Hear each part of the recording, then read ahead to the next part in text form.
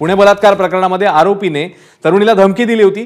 आरडाओरड केल्यास जीवे मारण्याची आरोपीने तरुणीला धमकी दिलेली आणि आरोपीच्या धमकीला घाबरून मग तरुणीने आरडाओरडा केला अशी ही माहिती आता समोर येते। नेमकं काय घडतंय आपण सविस्तरपणे जाणून घेणार आहोत। आपले प्रतिनिधी मंदार गोंजारी आता आपल्या सोबत आहेत। मंदार, नेमके काय अपडेट्स, आता नवीन माहिती काय समोर येते या संदर्भात? घटनाक्रम असा आहे की मंगळवारी पहाटे 26 वर्षांची तरुणी स्वारगेटला या बस स्टँड वरती आली। तिला इथून तिचं मूळ गाव असलेल्या फलटणला जायचं होतं। 26 वर्षांची ही तरुणी पुण्यातील एका हॉस्पिटलमध्ये काउन्सिलर म्हणून काम करते, मात्र तिचं बाकी कुटुंब हे तिच्या मूळ गावी म्हणजे फलटण परिसरामध्ये आहे।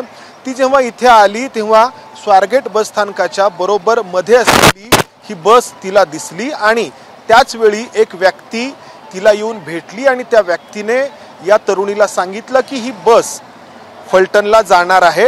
या बसवरती जर आपण हा बोर्ड पाहिला तर सोलापूर स्वारगेट असा आहे, म्हणजे सोलापूरहून ही बस स्वारगेटला आलेली आहे आणि आता पुन्हा काहीच वेळामध्ये स्वारगेटहून पुन्हा ही बस सोलापूरला जायला निघणार आहे आणि सोलापूरला जाताना वाटेमध्ये फलटण लागतं, तू तुझ्या गावी पोहोचशील असं या व्यक्तीने या पीडित तरुणीला सांगितलं।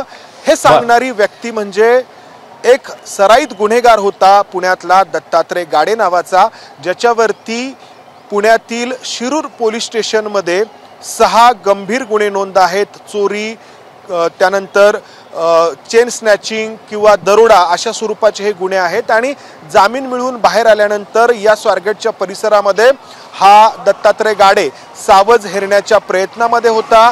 त्याला ही तरुणी दिसली आणि या तरुणीचा विश्वास संपादन करण्यासाठी त्याने सुरुवातीला या तरुणीसोबत बोलताना ताई असा उल्लेख केला आणि त्यानंतर त्याच्यावरती विश्वास ठेवून ही 26 वर्षांची तरुणी या बसमध्ये आतमध्ये आली आणि आजूबाजूला कोण नाही हे पाहिल्यानंतर दत्तात्रय गाडेंनी तिच्यावरती अत्याचार केला, बलात्कार केला आणि झाल्यानंतर त्या तरुणीला धमकी दिली की याची वाच्यता जर तू कुठे केलीस किंवा ही घटना जर कोणाला सांगितली तर तुला मी जीवे मारेन। आणि त्यामुळे ही तरुणी मोठ्या धक्क्यामध्ये होती, घाबरलेली होती। त्यामुळे या बसमधून जेव्हा ती बाहेर आली तेव्हा घडलेला प्रकार ती कोणाला सांगू शकली नाही।